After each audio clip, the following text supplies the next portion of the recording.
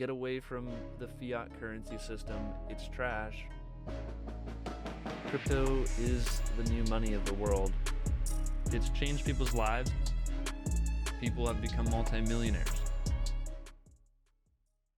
Hey, how's it going, everybody? It's K4K Crypto here.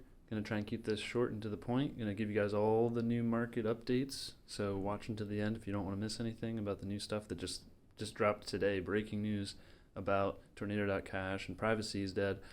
You gotta watch all of it. First off, Xologist totally ratioed Altcoin Daily in this tweet battle, where Daily was like, hey, what's something all of crypto Twitter can agree on? And then he crushed him with the Hex is the best crypto out there by far. So check that out. Pretty sweet. Awesome hexakin. Anyway, on to the next thing. Basically, yeah, Tornado.cash just got wrecked by the US government.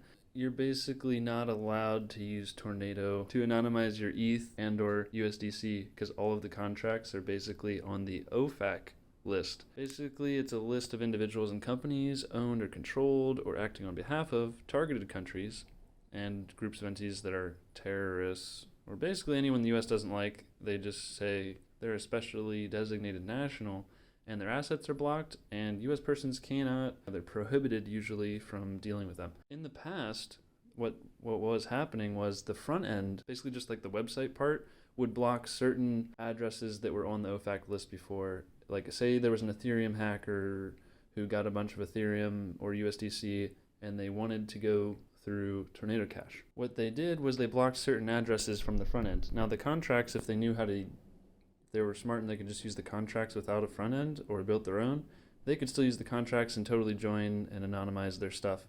And so basically what the government did now is they're like, you know what? We are just going to block all the contracts that allow mixing Tornado Cash. So basically all those are banned, and basically I think you get in trouble if you use them. So I wouldn't mix your stuff. Very unfortunate, for privacy users. Privacy is a human right. People should be able to send crypto to people without other people knowing their entire crypto balance by checking their history. You got to be able to have privacy in this world. It's a human right, but they're trying to take it away, claiming that it's all fraudulent use for privacy. So that's that. So he says, I'm going to have a massive guest live in the studio this week. It's a collaboration that may break the internet. That's the tease. And guess who we know is in the States this week? We know Richard Hart is in the States this week. So, as you can see from the top comment, come on, BitBoy. Sure, he's overweight, but I certainly wouldn't call him massive. Hilarious. Okay, so that's pretty funny. So we might see Richard Hart. Now, I don't know, this isn't like super confirmation, like I don't know for a fact, but basically it seems like they're going to meet up and maybe do a collaboration. That'd be super cool. If it doesn't happen, don't roast me at the stake. Thank you. Now, with all this ETH mixing becoming illegal and realizing that, they can just shut down this stuff, people are asking, are these mining pools, do they censor transactions coming from addresses that are on the OFAC list? And in fact, they do, according to this picture. Yeah, basically they don't talk about it much for marketing reasons, because obviously it looks bad if you're like, oh, Bitcoin unstoppable, uncensorable, and then it's like, the mining pools are literally censoring any wallets that are on the OFAC list. So other good news, there's an ETH merge, that's coming up. Everybody knows about that. But did you know that you may be getting ETH proof of stake coins, which basically just means everything on Ethereum you'll have on, the ETH proof of stake version when it comes out, but there's going to be also a ETH proof of work version that just continues going, but they keep using proof of work. So you're basically having this fork split very similar to pulsechain. So effectively, you're going to have copies on ETH proof of work, proof of stake, and pulsechain.com, which is basically an even better version of ETH proof of stake, but nobody really knows about it yet.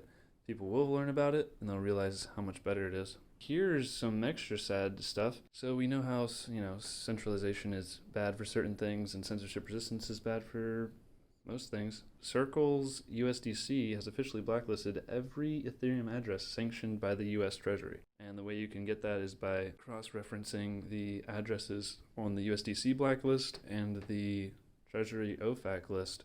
So basically, if you're involved with those addresses, you can get screwed over. So there's all these jokes going around that like, if you have an ex-girlfriend, send them some blacklisted ETH or something from Tornado Cash and get them wrecked or something. But I wouldn't recommend anybody doing that. I'm not sure how serious the government takes interacting with these contracts, but I don't think I'm going to risk it until we get more details. You don't want to end up behind bars as an example. Last thing is I have a new video.